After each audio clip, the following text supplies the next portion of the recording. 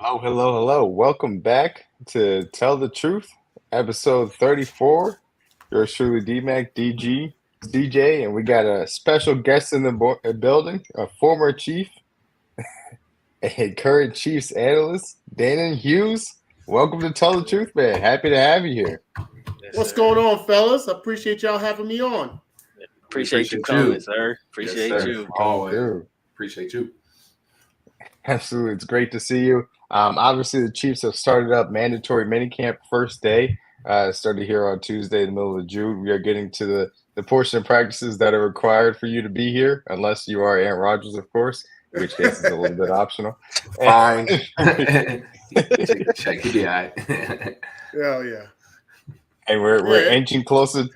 Go ahead. It's crazy. It's a crazy time of the year. I feel like this is like the official kickoff of the season when you start to have stuff that's mandatory and guys have to be together. And I was fortunate to go out to Justin Reed's celebrity softball game last week. So I got to meet a lot of the new guys, free agents, some of the guys that were on practice squad last year that I didn't get to know very much. And you could tell the excitement is there. So I like this time of the year. I just got done with college baseball. I do a lot of college baseball. Actually, I do a lot of broadcasting college baseball more than football. And so kind of this Father's Day week is usually the week that I'm done. So I don't have any broadcasting responsibilities until that first preseason game and then going up to training camp, some of that as well. But yeah, this is an exciting time, man. We're embarking upon a three-peat run. I think I got to get used to saying that. Three-peat run. Yeah. Yeah, it's going to be fun. It's going to be fun. Yes, sir. Don't worry. By the time we get around to February, you'll have it down pat. Just in time for it to like riding a bike, baby. It's like riding a bike. I feel like I'm gonna by then I'm gonna be saying it in like my New Orleans twang since we'll be down there in New Orleans. I have to develop that Cajun twang, you know. You got to prepare accordingly. I understand completely. Absolutely. So this is great to have you in here. Because I think that there are a lot of experiences, obviously, from you being a former NFL player and specifically a former Chief, that we can relate to this team here today. And for some of the new guys that you've spoken to, specifically, you got to meet out there just to read softball games. So the first way I just want to start this off is kind of going all the way back to 1993 when you got drafted to the Kansas City Chiefs. And the experience of going through off-season workouts and certainly as you transition into training camp, but going onto a roster that has, big-time stars like Marcus Allen, Will Shields, Dale Carter, Neil Smith, of course, Derek Thomas, and then obviously 1993, Joe Montana officially came to Kansas City. Talk a little bit about coming in as a rookie into that experience, and maybe giving advice to a little bit of a guy like Xavier Worthy coming in to a star-laden roster like this one. Yeah, it's a humbling situation. I'll go back to the draft. The draft, as crazy as it may sound, after coming and having an opportunity to achieve my goal and get to the NFL, was probably the worst day of my life. In part because I was supposed to be a top 2-3 round pick. I broke my foot at the Hula Bowl, so I didn't participate in any workouts. I didn't participate in the combine outside of all the testing and stuff like that. And I just assumed, you know what? They see the film. The film don't lie. Just because I can't run a 40 and do a 20-yard shuttle and stuff like that, like the film is the film. My agent was pumping me up, the pre-draft list, etc. Said I was one of the top 3 seniors coming out. There were some junior eligible guys that came out. And I was like, cool, like this is going to be a good experience. Now, mind you, a year prior to the NFL draft, I was drafted in the 3rd round of the Major League Baseball draft. So I had a great time then. I was expected to be a top 5 round pick. I was a 3rd round pick. I was in the same draft as Derek Jeter and Jason Giambi and those guys. So we were all day 1 picks. So I felt like I was among royalty. And then you go to the Chiefs, and I got drafted in the 7th round, which was the next day. So it wasn't even the same day. So it was a humbling experience, but I think it lit a fire in me. Probably a part of the reason why I gave up baseball to go to football, because I felt like I had something to prove. So when you talk about this OTAs and you talk about the draft and getting into the full speed of things in the season, like during this time, that's when the wheels was turning in regards to, okay, I got to prove myself. Like 6 rounds past me, 30 teams at the time. There was only 30 teams. 30 teams passed me 6 times, and several of them passed me a 7th time. So I got something to prove.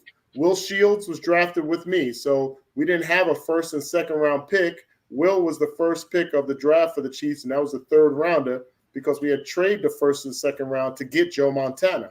So we were all a part of that first class. I like to say I was part of the first class with Joe Montana and Marcus Allen to the Kansas City Chiefs. They were huge vets by then and Hall of Famers, but at least I was first with them. We were all first together in Kansas City. And it was just a cool experience because you knew that if you made a mistake, it wasn't going to be Joe's fault. It was going to be your fault, no matter what. So you kind of took that on your shoulders in regards to understanding everything that's involved with the offense and the game. And for me, it was all about making sure I could make an impact and doing as much as possible. And that's kind of how I was able to exist throughout my career, is always being available, always being willing, and being a tough, hard-nosed guy. Didn't mind playing special teams, didn't mind being a run-blocking guy, didn't mind crackbacking and cut blocking and all that stuff, all the dirty work, like sign me up. That was how I was. That was my mindset, and that's kind of how I sustained a good career. Absolutely. Yes. And as we get into like these off-season workouts, obviously in the 90s, it was a whole different set of rules as far as how much time you could spend, how much time you could spend on with pads, things of that nature. When you head up to St. Joe nowadays and see the training camps that Andy Reid is running, even as intense as they are, especially by modern standards, and compare it to what you went through back then, just talk to me what comes to mind immediately from that standpoint. So what I did realize is that I went through 4 years of high school, went through 4.5 years of college, felt like I was a pretty smart guy. But what I realized when I got to the NFL is that voluntary in Webster's dictionary is not the same as voluntary in the NFL. Nothing's voluntary. You have to show up. So even though they might quote voluntary workouts and voluntary OTAs and all that, it's not voluntary. It's mandatory. So that was a reality check for me. And so going up to training camp in River Falls, it was back when it was in River Falls, Wisconsin. I believe we were up there for 5 or 6 weeks. We were in double days. After the first day of camp, we were in 2-a-days, pretty much the most of the rest of camp. We were in 2-a-days with full pads, full speed one-on-ones, full speed 9-on-7, full speed everything. Marty Schottenheimer was old school coach that loved to, he said he felt like you had to emulate the game in practice. So you had to practice like you were going to play, and he meant it. And part of some of the detractors, some of the negatives that people assign to Marty as far as his coaching style is that by the time we got to the playoffs, we were like worn out. Like we were doing 9-on-7 live drills and one-on-ones in week 16 still. So it never tapered off. So by the time we got to January, and I'm not making any excuses, but I think a lot of people will tell you, especially the players, like, man, our legs were kind of slow. We didn't feel like we were as fresh as we needed to be. If you go back and look at some of the film, you probably can see the difference in the speed of the game and some of the plays we gave up, maybe playing a little tight and so on. But it fit right in with me in regards to, because I'm a bigger receiver, because I was physical, like I probably wouldn't have stood out enough to make the team had we had camps like we have now. Like camps like we have now, even though Andy Reid runs a rigorous camp, it's not the same. They all know it. We all know it. It's not the same. Some of the speed and shiftiness and the things that you kind of lose because your legs are drained and it's hot, you're running 2-a-days, that shines well now for guys that we've seen like Kadarius Toney and a lot of the players that have come through, Rashee Rice last year, etc. it wouldn't have worked well for us back then. We were more physical, grinding kind of guys. So it's just a difference. I don't know if any one is better than the other. It's just a difference. It's a different style of game. They've legislated a lot of that physicality out of the game. You can't crack back on guys. You can't peel back on guys. You can't decleat and earhole guys. You can't cut block them in certain angles. So I think some of the nuance of the game of football, how I grew up learning it, is gone. I'm glad to see the kickoff rule and the adjustment with that, which I'm sure you guys probably we would have talked about during this podcast. But I'm glad to see them putting something back into it, because I feel like that's a big part of the game that the fans embrace. The players, it can change on the drop of a dime, the momentum. We've seen that around Kansas City. If you go back to that first Super Bowl run in 2019, what was the biggest play of the playoffs that got us to the point of the Super Bowl? It was Nicole versus Texas. Nicole Hardman against Hardman, the Texans, down 24-0. Imagine if we were in this day and age where that kickoff would have sailed out of the end zone, and now we have to pick up the entire momentum of the game driving 75 yards. I feel like they got it right by changing it just a bit. I understand the health of the game is important, but I feel like they're legislating something back in the game that's very necessary. So, yeah, I went all around the board on that question, but as far as training camp, it's definitely different. But I enjoy the physicality and the action of the game. Absolutely. But no, when you was back in the day, like I know you was, like you said, you were in the Joe Montana era in the 90s. What were you think? You kind of dipped into it a little bit when you said the comparison of training camp. What do you think as far as coaching styles? RIP to Marty, obviously. What do you think some similarities you see in Marty's coaching style compared to Andy's? Well, I think they're both kind of old school. Andy is definitely more understanding of the players' mindset, psyche, personality. Like Marty didn't care. As long as you were hard-nosed, he didn't care about anything else. He cared about you as a person. He cared about you as a man. He, spoke to my wife, spoke to my family every time they came around. Same thing with Lamar Hunt. But when it came to in between the lines, when it came to putting on that jersey, it was about business. The thing that you see with Andy is that it's similar, but then he allows the guys to have their personality. He allows the guys to have fun on the field.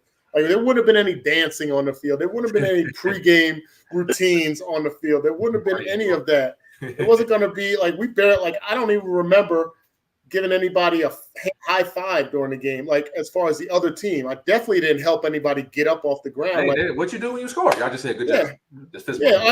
We celebrate when we scored, but you see the guys like they're brother, like we call brother-in-law. You brother-in-law guys in the third quarter and the first quarter, stuff like that. Like I was a captain for 4 years. I went out for the coin toss for 4 of my 6 years. I didn't even want to shake hands with the other team. I definitely don't want to help you up off the ground. I knocked you on the ground for a reason. Get your own self up. Like that's my mindset, So I feel like Andy allows these guys, and that's part of the success. The reason for success with this team is that they don't feel like they have to be something different when they're playing on the field. They can be the same guys. And I've been in the locker rooms after the games. I've been in the locker rooms as a broadcaster. I've been down on the field. I've been in pregame warmups and watched them, did pregame shows. So I see that a lot of that looseness it starts from the parking lot. It doesn't even start from when they get in the locker room. They're just cool and relaxed all the way from the time that they arrive at the field. So it's just a different dynamic that I think works well for this day and age. Absolutely. Yeah, I think that's a really good point, specifically as you talk about the encouragement of the, personalities of the team from that aspect. And certainly you see that sometimes extend to, Travis Kelce making laterals on the field, obviously Patrick Mahomes and all of his creativity, the celebrations after the game. But I think that when you speak to the success of the Chiefs and specifically this era, the fact that even in the biggest moments, they have that poise or quote unquote looseness, and they feel comfortable at that point because of what Andy Reid has instilled in them. And it's from the foundation of that Marty, old school aspect of it. Hey, when it comes down to business, we understand how to handle it. You're prepared for this throughout training camp, and I run this training camp specifically to have you ready for it. but I allow you to be comfortable in yourself so you can, feel nice and poised in those key moments. And I think that's certainly a big point of it. Absolutely. So to kind of talking about what Andy Reid does as far as the roster is concerned, obviously Mecole Hardman, as we mentioned, a big piece of these championship rosters and certainly a huge fan favorite, has re-signed back here in Kansas City. He now enters into a little bit of a veteran territory where he's in a roster battle, obviously with multiple young wide receivers, whether it's Sky Moore, Kadarius Toney, a guy like Nico Remigio or Justin Ross, guys that were on the roster last year. So speak to a little bit what that can bring when you go into a room, obviously a larger room like a wide receiver room, but just any room where you're competing against the people that you're sitting next to on a day-to-day basis to try and make a roster, because at the end of the day, this is a livelihood from that standpoint. Can you speak to that experience as well? Yeah, it's definitely a different dynamic. And I know, like, to me, the Mount Rushmore of veteran receivers starts with Larry Fitzgerald.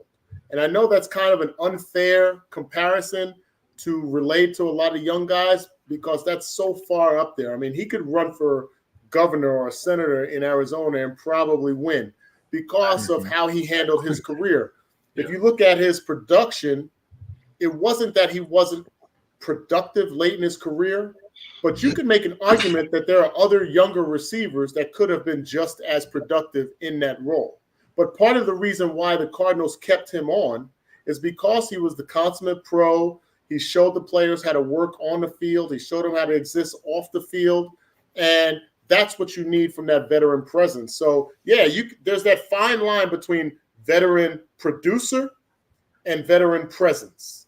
And when you are a guy like Mecole Hardman, you're going to have some opportunities for production. I mean, you bring him back from the scrap heap last year from the Jets, and he is immediate impact.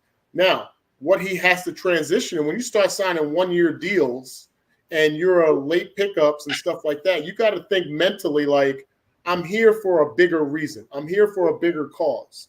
And if I'm not up to the bigger cause, and this is where some of the veterans that they go left, if I'm not up for the bigger cause, I'm expendable. And that's when you start, because he's pretty much the same size as Xavier Worthy. He's pretty much the same size as Nico. I mean, like, we got guys that look like him that can run the same. Sky Moore. I mean, you got guys that can do the job. And so you have to recognize, if you're Mecole, like, okay, I'm here to nurture guys. I'm here to coach up guys. I'm here to be a positive influence in the locker room. I'm here to bring some energy to the field. I'm not here to be a prima donna veteran that's trying to cruise through training camp. I got to be all of this encompassed, maybe to a higher extent than what I was in the previous years. And like last year, we signed him because we needed him. And when he came in, he was needing to be Mecole Hardman that he was for the first 4 years and getting us to a couple of Super Bowls. Now he's got to be a different guy. I feel like that should be something that his agents, his advisors need to be talking to him about, because that's how guys exist in the league. Why do you think you have the different quarterbacks that spend lifetimes as backups? It's not because they're the greatest backup. It's because they bring something to the table that warrants you keep them on the roster, and their playing ability can help. Like, nobody's looking at a backup quarterback as the savior of their organization in case your quarterback gets hurt. They're looking at a guy that's going to mesh with his other quarterbacks, that's going to mesh with the quarterback coach, that's going to be a voice on the field for the starter while also observing and absorbing all the information from the head coach and the offensive coordinator. That's what you need. So everybody has a role on the team. I feel like this year, Mecole's going to have to transition into a different role, and hopefully he'll understand that and take that on his shoulders. Absolutely. Yeah, absolutely. And your point about the backup quarterback is great, because obviously we've seen it of the transition of Mahomes all throughout, obviously coming in, being able to learn under Alex Smith as a rookie, and then having Chad Henne, Matt Moore, and obviously Blaine Gabbert last year as kind of those a little bit veteran presence in the room. Obviously, we have called Matt Moore and Chad Henne into action sometimes in some spots in which we maybe wouldn't have wished it ended up happening, but he came through when it needed to, and that's ultimately why you got to stay ready. But to your point about Mecole coming in, obviously we saw the clip of him talking to, I think it was Louis Rezamet, when it was first day of voluntary OTAs, talking a little bit about the return aspect of it, which now is your point. He's transitioning into that. Go ahead. I know you were about to jump in. And it shows his maturity. Like, let's realize that you are tasked with coaching up guys who are there to take your job, right? And there has to be a level of maturity. One, you have to have a level of confidence. That's why I always tell people, you have to have a level of invincibility to be successful in professional sports. That's why, and some of it is good, some of it is not so good. Some of it, you guys carry off the field with them and they do stupid stuff, but some of it is great on the field, because the invincibility factor is, I can give you every play in the book. I can walk you to every position and tell you exactly what to do, but I'm still going to beat you, and you're still not going to beat me, and you're still not taking my job, but I'm going to help you every way I can. There's a little different. Your wheels turn a little differently when you have to have that kind of mindset. But that's, to me, the testament of really successful pro athletes, is that they embrace all that. Like, that's just another. It's just another thing on my plate. It's not anything that's going to deter me from greatness, or at least being successful. You think about the quarterbacks when you mentioned Matt Moore and the guy Alex Smith and all the backups that came up. The reason why they were successful wasn't just because they happened to prepare well and were ready for when Patrick went down with an injury. It was because they were embraced. They embraced the entire culture the entire time that they were there. So the success came from the other players saying, you got this, because they had already ingratiated themselves so strongly with them. He had already connected so strongly with Patrick that you felt like, okay, like, he's ready. Going back to my days, Rich Gannon was that guy. Rich Gannon, when he came in the huddle when Elvis Gerback went down, and prior to that, when he came in the huddle when Steve Bono didn't have a good game against the Colts, we were like, all right, it's party time now. It wasn't anybody biting their nails and wondering, oh my gosh, is this guy ready, or can he do it? It was like, okay, this is a new party. The music just changed. Let's go. And that's kind of what you have with the culture with the Chiefs, and why they've been successful with those backup quarterbacks. But that's where McColl needs to be in his mind. And I'm hoping that he's mature enough to recognize that it's not just, you don't go up to training camp and, okay, Rook, let me push you aside. Let me take this rep. Let me take these reps. Let me do this. Let me do that. And bringing guys out to party, or bringing guys out and doing stuff off the field. There's a level of that you have to manage. At the same time, you're there for a reason. Absolutely. Yep. Go ahead, DG. So going back to last year, as far as the receiving core, relating to the receiving core, there were points in times where there were some hurdles that this receiving core kind of had to go through, and you spoke to that veteran presence, but also having a first year, I guess you could say, head coach and Connor Embry taking over. Were there any things that you seen that they did different relating up to the playoffs, or anything that you would have changed at that point in time, seeing the struggles that the receiving corps went through? I just thought that, so first of all, I think a lot was made about the drops, justifiably so. The criticism was real.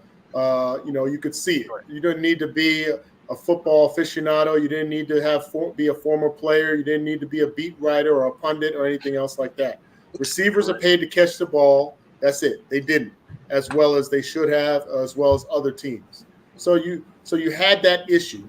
Now the issue is magnified because you have the greatest quarterback alive throwing you the ball. Sure. So a lot of those drops may not, if it was Trevor Lawrence, if it was other quarterbacks, younger guys, might not have been as much noise made regarding that. But it was. And it was directly correlated to losses. And that was a factor. Now, I was glad to see that they cleaned it up, and I had total confidence that they would. You don't make it to the NFL not being able to catch. Like, that's the one thing you are able to do when you get to the NFL. Sometimes you allow the space in your head to get in the way of your God-given ability in your hands. And I think that's where guys were doing. So once they had to dial it down, and I do have to give some credit to Connor Embry, because you don't just change that either. You don't find yourself in a hole of drops and 30-plus drops during the season, and then magically come out of it. There's got to be some coaching that's involved.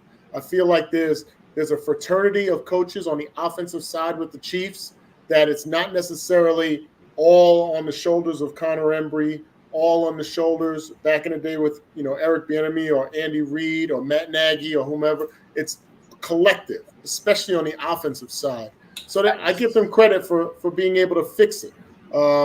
Sometimes the worst thing you can do is try to catch the ball. It's like if I told you guys to go outside and try to run, you look awkward as hell. What you do? You just run. What you do? You just catch. You just throw. You don't try to do anything because you've gotten to this point in your life where it should be second nature. And I feel like they were trying to do too much early on, and then they just allowed their God-given ability to take over, and that's why we were able to make the plays when it was necessary. Cut the reps down too. Cut that down too. Right. Yeah. Little simplification never hurt anybody, but I think that is a little bit of the genius of both Patrick Mahomes and then also Andy Reid, and those guys being the faces of the organization and the trust that they give to the rest of the roster, whether it is a next man up type of mentality that Andy Reid implores across the entirety of the roster that extends also to if the best player in the world ends up going down, you have to trust Chad Henne in a moment like that. Or Patrick Mahomes, who simply said, I'm going to keep throwing to you guys, and you guys eventually are going to catch it. And he was proven right. And when you have that type of confidence from a guy like Patrick Mahomes, at a certain point, you've got to start believing in yourself and get out of your own way. And that's uncommon, too. And that's uncommon. Not that I'm a Brady detractor. It took me a while for me to embrace the fact, especially with me playing with Joe Montana, for me to embrace the fact that Tom Brady was the GOAT. I went to counseling. I laid on the couch. I talked to Dr. Phil. I did all that. And I finally came to grips with giving him his props as the greatest alive. But even Julian Edelman and Wes Welker and all those guys will tell you that if you messed up, he wasn't going to throw you the ball. He'd let you know. And now you got a situation where the next greatest quarterback coming up, who hopefully will take over the crown, and Patrick Mahomes is like, look, I'm the total opposite. Like, I'm going to keep feeding you. I'm going to keep throwing you alley-oops. You better dunk them. Hopefully you don't miss as many dunks anymore, but I'm going to keep throwing them up to you. And I give him a lot of credit because you're talking about, at the time, 27 years old, going on 28, and you got that kind of level of maturity with all the success that you've had to be able not to just think it, but to say it, and to say it publicly over and over, that I'm going to you guys, and then do it. Because it's one thing, I'm sure somebody would have asked Tom Brady if those guys were dropping the ball. He'd be like, man, they're my receivers. He would have said everything politically correct. But then you would have saw in the game, he went to Gronk, running back out of the backfield, Gronk, etc. And then you'd be like, okay, well, you said you was going to trust him, but you didn't. Patrick's game, you actually saw what he said.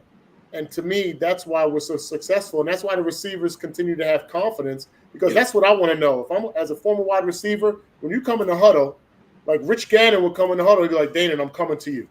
I'm like, shoot. All right, let's go. That's like, it's buffet time. Like, let's go. Yeah. And not a lot of quarterbacks know how to or understand that kind of role and how it plays in the psyche of players.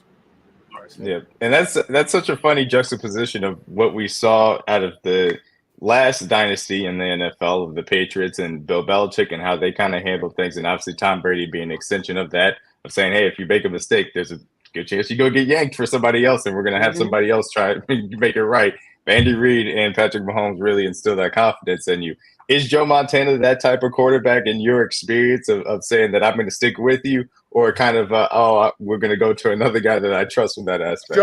Joe was cool as a fan, bro. He was cool as heck. He was down to earth. You'd love to, I love to play for him. And it's not necessarily by personality, but I'd say Joe Montana, Rich Gannon, Steve Bono, Elvis Grbac were my four quarterbacks, and they were all really cool to play for. But Joe, because I think part of what made Joe stand out was you expected him to have some kind of cockiness. You expected him to have some kind of air about him, and he didn't. He was just cool.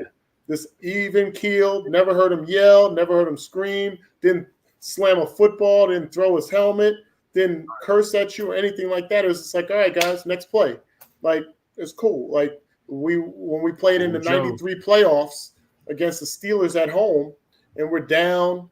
Like, I caught my first pass of my career. My first pass of my career was in that final drive against the Steelers in that playoff game that we wind up winning in overtime. That's the first time. Like, how do you trust a rookie that just came off a practice squad in a final drive to extend your season and win a playoff game on the sideline against the Steelers? And he dropped it in like it was perfect. Like, I couldn't help but catch it. And like, that just tells you about how he's just. And then you hear the stories about him talking about the cheerleaders and calling his wife on the phone on the sideline just to check in, like in the middle of a game, stuff like that. Like, that kind of mindset permeates through the team. It's contagious. So when you see that your leader is cool and collected, like, that's what you're going to be. You know, I think back to last season, Patrick Mahomes. There was, I want to say, at least one game.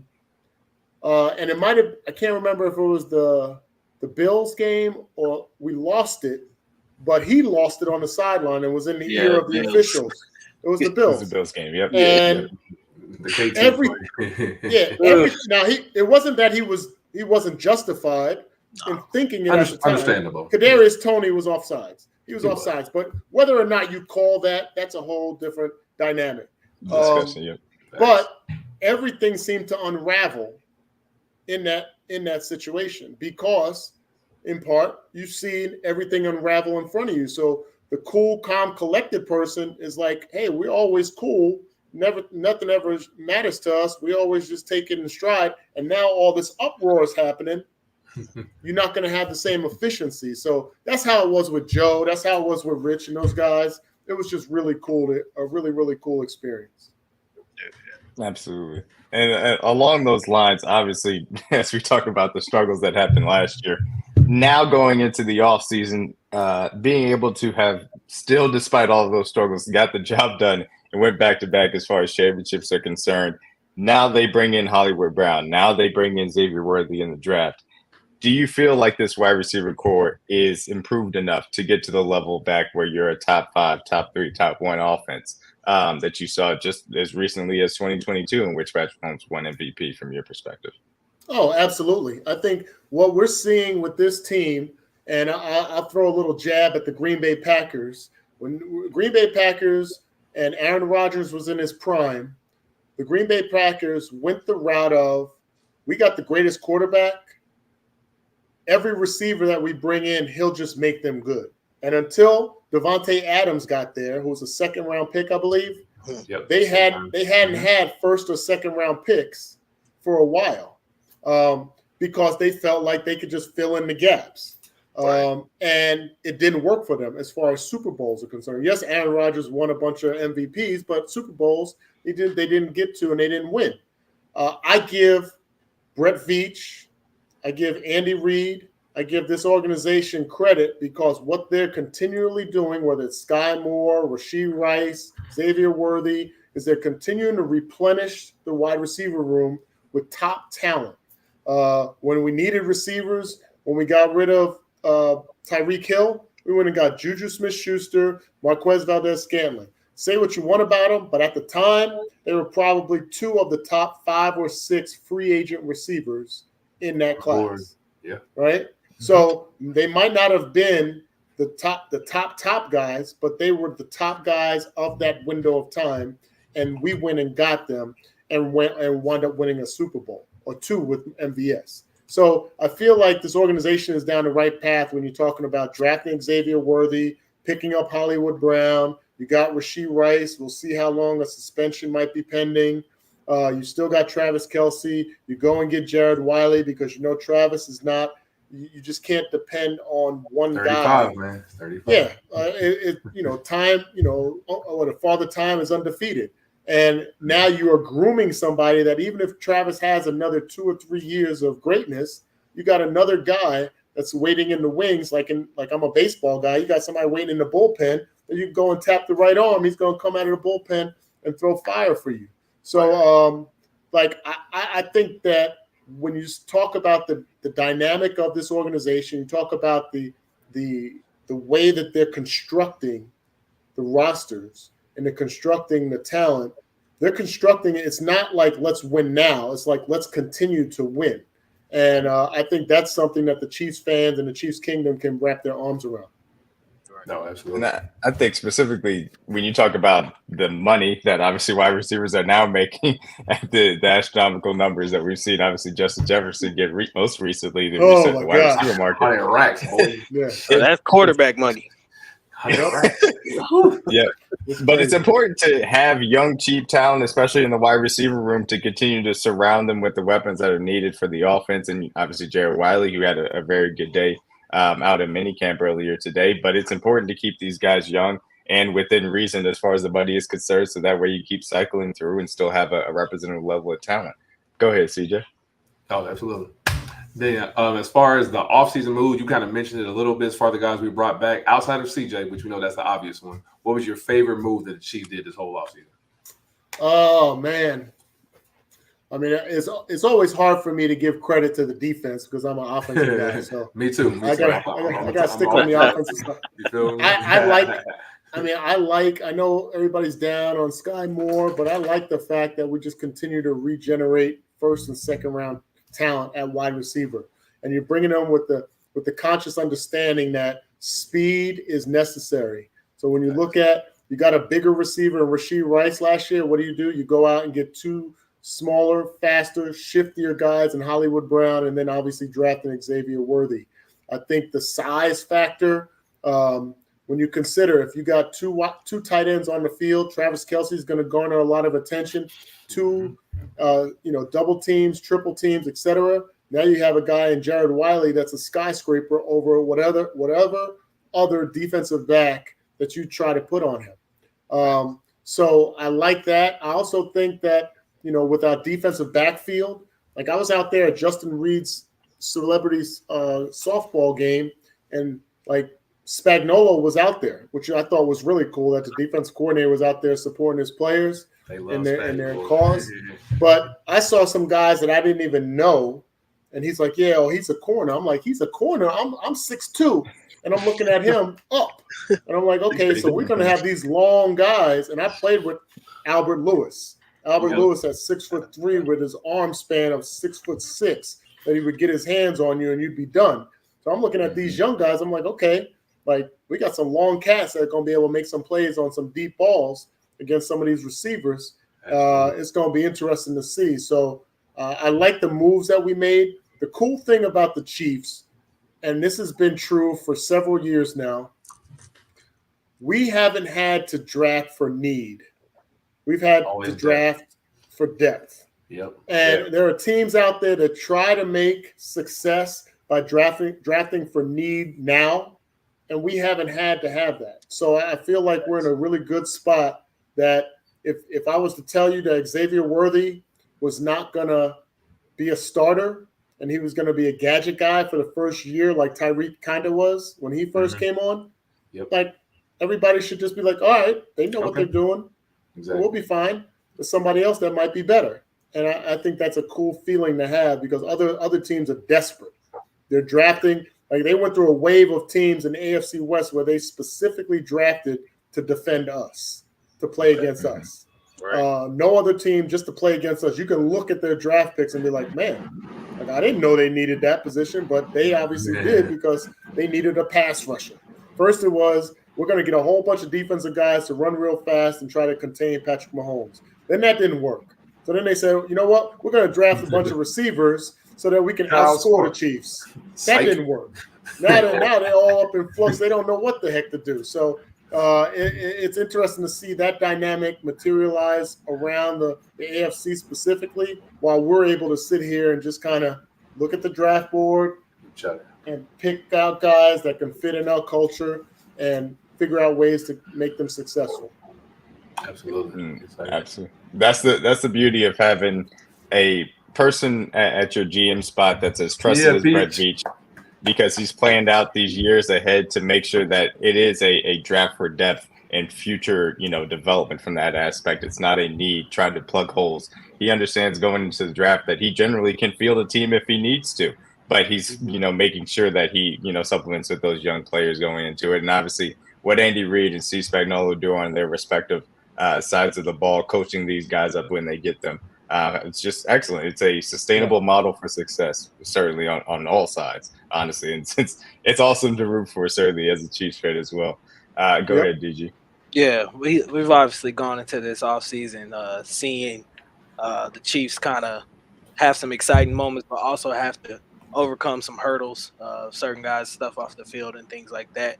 But on the field, going into this season, obviously they're chasing something that no team has ever been able to do, which is win 3 championships in 3 straight years. What do you feel like going into this season is their biggest hurdle at this point, and how do you feel like they can accomplish getting over that hurdle? You know what's interesting is that the most popular comment, the most popular question that I get, that I think most analysts get, is what's their success going to be and what's the record? And although I know that people want to know the answer to that question, and I make up an answer, I usually say 13-4, 14-3, whatever.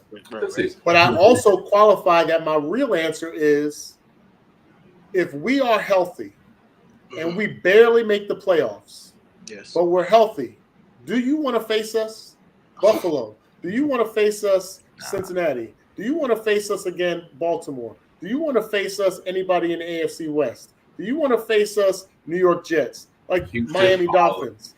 Like, do y'all really want to face us? No.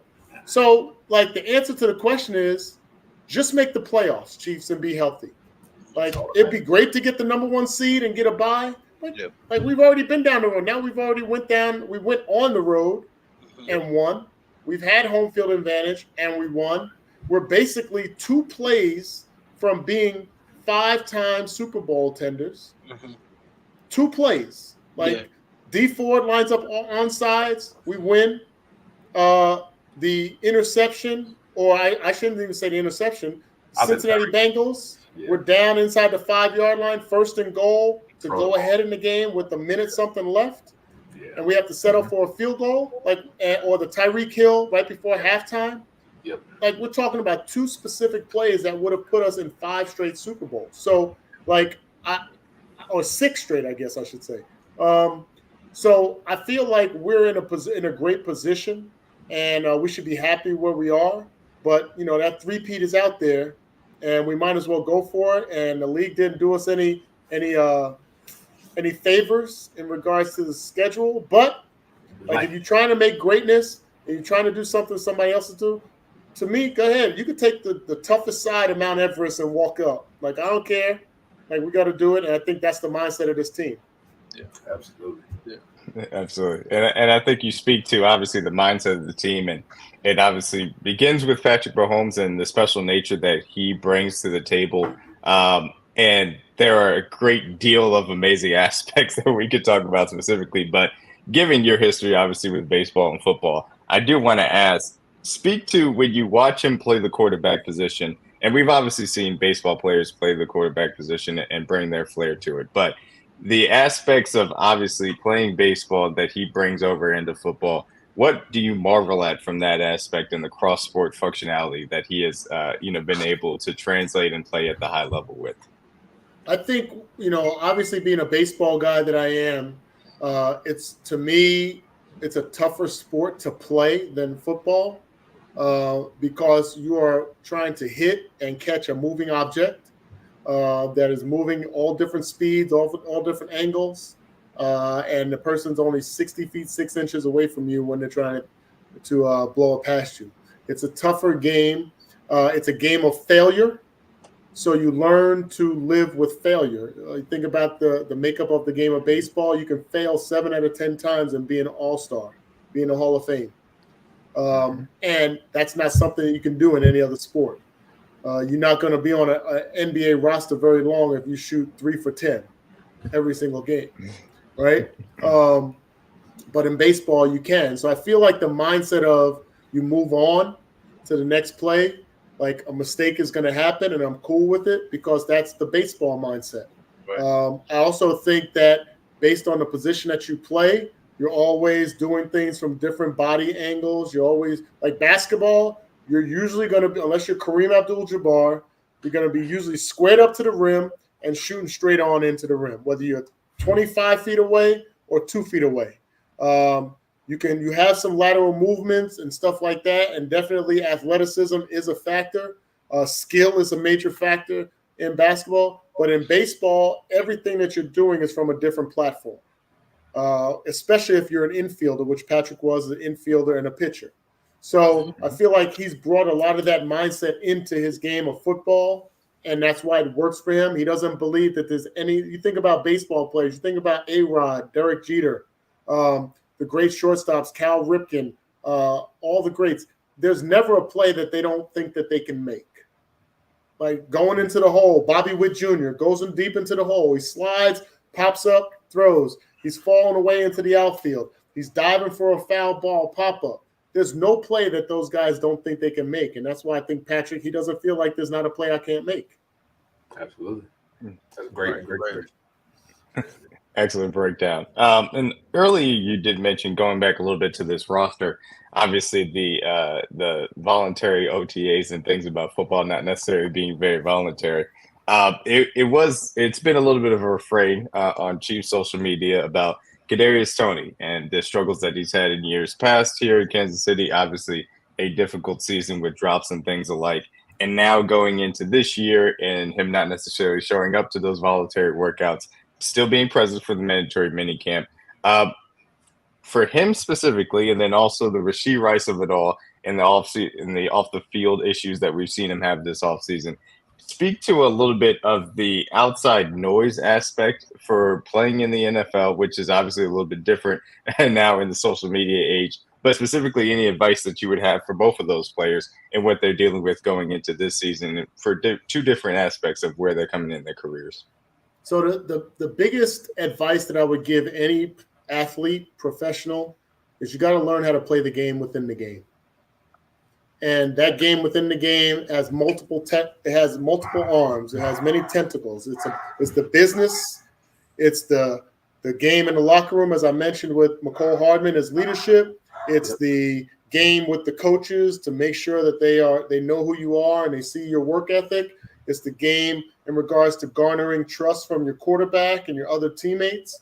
It's the game of ingratiating yourself with the bosses and the trainers and the strength coaches and getting a good rep with them. There's the game within the game. So you got to understand that the business is going to be the business, and there's nothing that you can do about it but exist within that business, and playing the game within the game is going to help you be successful. So for guys that find themselves having issues off the field, whether it's domestically, whether it's recklessly, whether it's what have you, understand that the game is going to continue to move.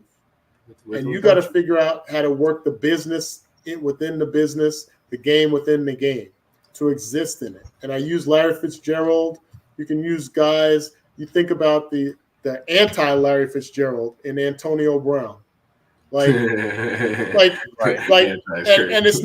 like, okay, when I left the game of football, I didn't know what I wanted to do. Yeah, I graduated. I majored in broadcasting, but I didn't really know that was something that I wanted to do. I got into banking. I've been in mortgage banking. I'm with Community America Credit Union. I've been in the mortgage banking business for 23 years now since I retired from football. And broadcasting is kind of my side job. It's a really, really cool side job at the level that I do it now. But I didn't know. But now you think about the guys like Antonio Brown and some of these other guys that leave the game. They have no real direction. And because they didn't play the game within the game, they have no way back in. Like, nobody's going to ask him to be a wide receiver coach. Nobody's going to ask him to come and speak to the team. Nobody's going to ask him, is going to attend him doing public speaking around the country. Nobody's going to do any of that, in part majorly because he didn't play the game within the game while he was in the game. So that would be my message to the rookies and to the players, not just rookies, but the veterans as well in the league, is like, your job is to understand a game plan. Like, every week you get a game plan, you get a playbook, you get a game plan to help you be successful against that next opponent. Understand the game plan for life and what it's going to entail, And the sooner you can understand that and accept it, the better off you'll be. Absolutely. Excellent. Couldn't have said Excellent it advice. All right. Go ahead, DG. Yeah, obviously, in your great career, you've touched a lot of hands, a lot of people, been around a lot of great athletes in your career. What is your favorite jersey on the back of that wall? Hard to pick. It's a great collection. Yeah, a lot of good names. So I don't know if y'all got them all. So let me get it. So you got Patrick. Oh, is that okay? Let's see. You got Patrick. There you go. I see it. Yep. Pat, yep. Joe, Kelsey. Travis, Joe. Got mine. And I put them all together. That's fine. I like the one with Joe. That's dope. Yeah, my high school, my college, and my pro jersey. And then, since I played professional baseball, I got my high school, college, and my pro baseball jersey. Can't beat that. That's nice. That's really as far as jersey is concerned, since you asked about jersey, I'm gonna go with. I got to go with Cal Ripken. I just feel like maybe just because that's the only baseball one up there, I'm going to go with him. I had those two spots ready for Michael Jordan and Ken Griffey Jr. whenever I get them. I'm trying to work on that one. Right. One of the cooler ones is that picture right there of Willie Mays and Willie McCovey, because I'm a baseball guy. And then obviously the Michael Jordan and Tiger Woods picture. That's a good combo. It's probably my favorite. So yeah, I'm a sports guy for life, and I'm very fortunate to be around a lot of great athletes and during a great window of time in professional sports. So yeah, that's what it is. Can't beat that. Yeah. Oh, absolutely. That's a great combination there. And I wanted you to talk about that Cal Ripken one because that's the one. Baseball was my first love. So Cal Ripken, Willie Mays, man, Willie Covey. That's a great photo to have up there for sure. Oh yeah, man. I'm a baseball guy. It's my first love. I do more college baseball broadcasts than I do a football. So I've been doing that for 15 years now with ESPN and the Big Ten Network. So I just got done doing the Lexington, Kentucky regional last week for ESPN. So yeah, I always got my baseball fix going. Oh, absolutely. College World Series coming up. Go ahead, CJ. Absolutely. Dan, big question. Toughest cornerback you faced in the division? Dale Carter. That was quick. Next question. Next question.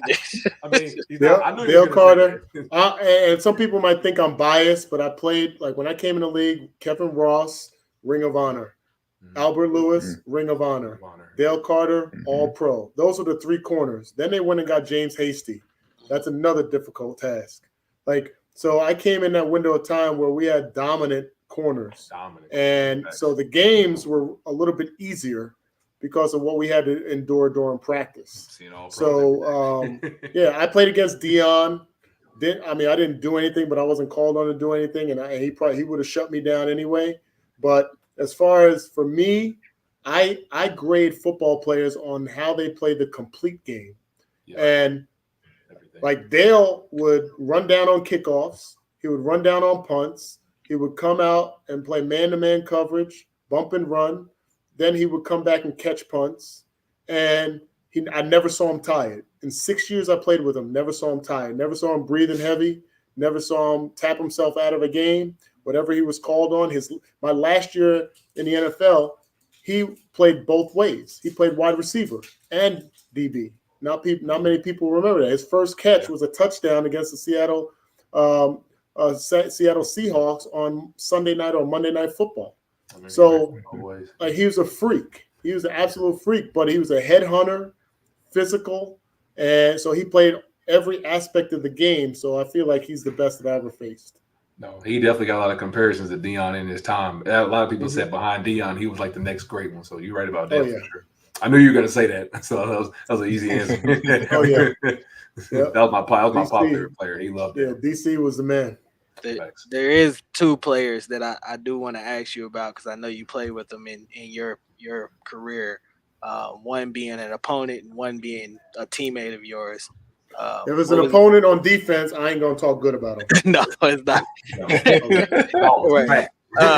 So your teammate being playing with a guy like Will Shields, what was that like? And also as the opponent, what was it like facing against a great quarterback like John Elway?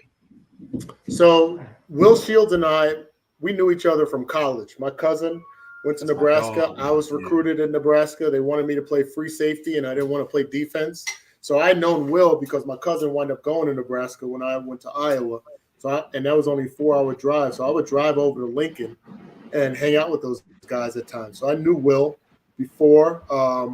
We got to know each other again. Obviously, we were in the same draft class and playing offense. I want to say maybe 4 of the draft picks were offensive guys. So Will and I have been connected for a long time. One of the most athletic offensive linemen that I've ever seen. One-step dunking, off of 2 feet, dunk a basketball, run the point guard position, and like he's an offensive lineman at 300-plus pounds. Will can run. For sure. Absolutely. So I do have to ask because this person holds a very special place in Chiefs Kingdom's heart. Do you have a great Mitch Holthus story to tell us? Yeah. I saw him make some great plays and throws and do things that nobody else had done at that time at that quarterback position. Obviously, because he was a Denver Bronco, there's not a whole bunch of positive I can say about him, just because the hatred is real. Right. But you think about all the great players that I played with and against is something special. It's something I'll relish for the rest of my life. Absolutely. No, absolutely. I got 2 more questions for you, then we go ahead and get on out of here. The first is a little bit of a comparison. Which do you prefer, a day out at the ballpark or an Arrowhead Chiefs tailgate? I know that you don't maybe get as much chance to do the tailgating, but which, does, appeal to you a little bit more? So I don't get a chance to tailgate until after the game. So my whole recipe as far as or my agenda for the game day is I have to go in. I'm there like 4 hours before the game. I do a pregame show, then I do the broadcast. And then while everybody is bumper to bumper trying to get out of the parking lot, that's when I pop my trunk, and that's when I'm able to tailgate. So I sit there and chill, have a cigar, and I wait for all the traffic to go, and then the police come by and they're like, "Okay, Dane, and traffic's gone, and now I got to go." So that's my experience. So it's not as lavish and popular and joyful as everybody else's experience at Arrowhead. So a day at the ballpark, because I love the science of the game of baseball, is really, really entertaining for me. Absolutely. Love to hear it. And I have no responsibilities. Yeah, I'm going this Thursday. I'm taking my father. My parents are coming in town. My uncle, friends are going to the baseball game against the Yankees. So I have no responsibilities, so I can just totally absorb the whole atmosphere. Now, did you grow up as a Yankees or Mets fan? So I grew up as a guy that really liked to watch the game of baseball and watch the game of football and watch the game of basketball. And I didn't really have favorite teams. But I will say in the 70s, now I'm really dating myself. In the 70s, I liked the Yankees. Reggie. And then in the 80s, I liked the Mets because that's when Darryl Strawberry and Dwight Gooden and those guys got to the Mets. So I crossed over because that's when I started to come into my own baseball career. I felt like I looked like Dwight Gooden when I pitched. I played the outfield, so I liked Strawberry. So that's when I became a Met fan. But I've always been just a fan of the game of baseball. That's awesome. It's great to hear. And so last question, because, he's a special figure in Chiefs Kingdom and somebody that is very beloved. Do you have a nice Mitch Holthus story to end us out on, man? Mitch is my guy, man. It's been such a blessing. I'll be going on 5 years in the booth with Mitch. And obviously, his first year as a broadcaster was my second year in the NFL, 1994. So he just got his 30th, just completed his 30th year. He never missed a game until this year. He had COVID this past season, and he missed a game against the Green Bay Packers. So such an illustrious career. He is the epitome of the Chiefs kingdom and the fire and the knowledge. The cool story about Mitch and I is if you watch, so 65 TPT, they record us in the booth doing the radio broadcast. They don't show the whole broadcast. They just come out and they'll just take clips and stuff like that. And epic calls, they have Mitch calling it. Touchdown to Travis Kelce when we beat the Bills in overtime in the divisional. 13 seconds driving down the field to get us in that position. All those different epic plays, the Super Bowl, the touchdown to McCole Hardman. Like, there's a dynamic in the booth where I have to just lay out. Like, he's got to do, like, his stuff is going to be clipped for eternity, and then I can add color. That's the whole dynamic of a color analyst, is that you have a play-by-play that does something, then you have somebody that adds color to it.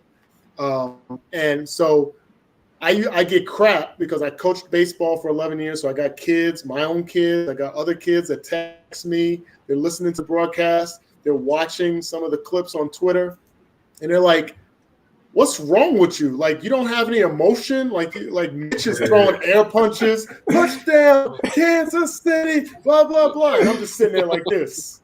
Yeah. Watching the game. Because I can't be amped up because I got to wait for him to done. So I got to wait for him to do his whole thing. Then I got to jump in. And I can't be like sitting there like, like a kid waiting to open up Christmas gifts all ramped up. So I got to sit there and I'm just like the straight man. So he's doing all this and pushing me and blah, blah, blah. And I'm just sitting there like this. And then when I hear that he's done, I hear that the voice is going down, then I'm ready to jump in. So the funny story is that I always get crap about that. Like, people think that I don't either. Do I like my job? Do I like the Chiefs? What's wrong with you? Are you heartless? Do you have any emotion? Do you need help? You need counseling? Like, all this stuff that I get, these little jabs thrown at me. So Mitch is the epitome of a professional. He is amazing. All the quips, all the one-liners, you can doubt us, you disregard, you got to deal with. That's all off the top of his head. Yeah, right. He doesn't have notes. Like he prepares the regular notes, but all of the stuff in regards to the action in the moment, that's off the top of his head, and that's the most impressive thing that I see. Yeah. How creative he is in the heat of the moment. So if any broadcasters out there or aspiring broadcasters, that's something that you develop, that you can work on your craft to be able to seize the moment when the moment comes. And that, to me, that's one of his greatest attributes. Absolutely. Absolutely. Love that. And look, you guys have formed a great partnership in the booth that we've certainly loved to hear you two call some of the most iconic, moments as far as Chiefs Kingdom history. That is an illustrious history, a history that will now continue. And have another chapter written coming up here in about 48 hours when the Chiefs get their, championship rings here, and as we roll into next season, turn the page. But I wanted to thank you so much. Obviously, we had a lot of fun talking about the old Chiefs, new Chiefs, baseball, all around. Thank you so much for doing this. And look, it was great talking to you. Yeah, same here, man. Thanks for having me on. All the best and blessings to your podcast and everything that's going on in your lives, fellas. Yes, sir. Appreciate you, OG. Thank you. Thank you, Dan. Thank you. All right, for episode 34, that's going to be Tell the Truth. Me, CJ, DG, and Danan Hughes, man. Hope you guys have a great week. Peace out. Go Chiefs. Chiefs.